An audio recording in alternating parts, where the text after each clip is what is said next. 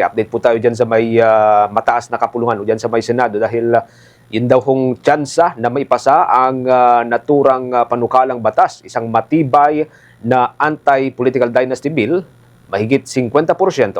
May update po dyan si Bombo Angelo Aganan.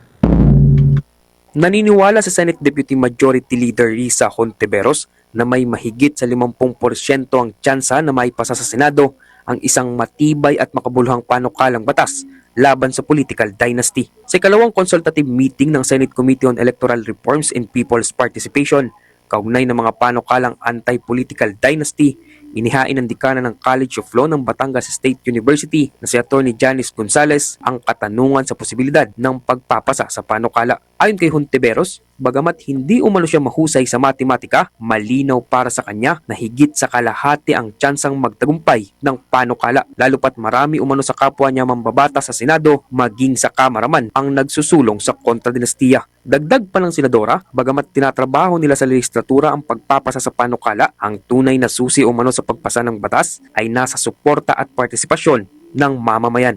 Hindi ako malakas sa mathematics pero kung percentage, definitely more than 50%. At yung probability po na mapahinog natin yan para magbunga ng isang maayos na batas, para masimulan yung pagpapalawak ng ating espasyong pampolitika, ay talagang nasa kamay ng mga mamamayan.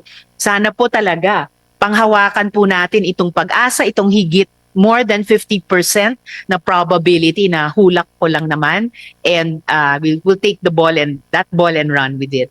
Bago pa ang pahayag ni Hontiveros, binigyan diin ni Gonzales na ang talino at kakayahan ay hindi namamana at hindi rin otomatikong nakakabit sa apelyido ng isang tao. Aniya, ang panukalang batas ay hindi layong parusahan ng sinumang may kamag-anak sa gobyerno, kundi tiyakin lamang ang patas na kompetisyon at pantay na akses sa posisyon sa pamahalaan. Ayon pa kay Gonzales, ang entitlement sa kapangyarihan ay hindi dapat itunuturing na minamana at ang serbisyo publiko ay dapat bukas sa lahat ng kwalipikadong mamamayan, anuman ang pinanggalingan ng kanilang pamilya. Dagdag pa niya, ang pagpasa ng anti-dynasty law ay mahalaga upang matiyak na may pantay na kalayaan at pagkakataon ng bawat Pilipino na makapasok sa serbisyo publiko.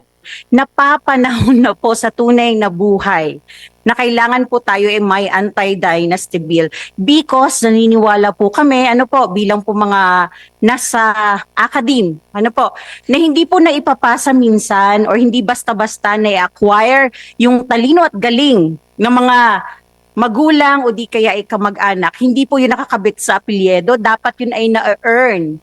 At kasama na doon, syempre, ay hindi po lagi pong ang entitlement ay napapasa. Hindi po ito sa pagpe-penalize dahil meron po tayong kamag-anak.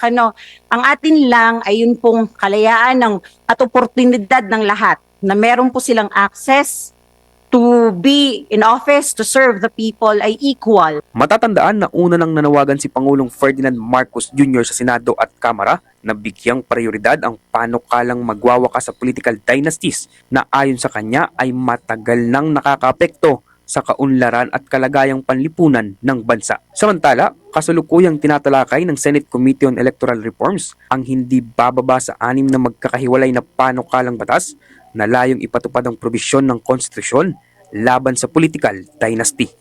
At yan ang ulat mula dito sa Senado. Ako si Bombo Angelo Aganan and this is Bombo Radio Philippines, the #1 and most trusted source of news and information. Basta Radio, Bombo! For the most trusted source of news and information, visit our website at www.bomboradio.com. Follow us on Bombo Radio mobile app, Facebook, YouTube, TikTok, and X, formerly Twitter. Like, share, and stay connected. Anytime, anywhere.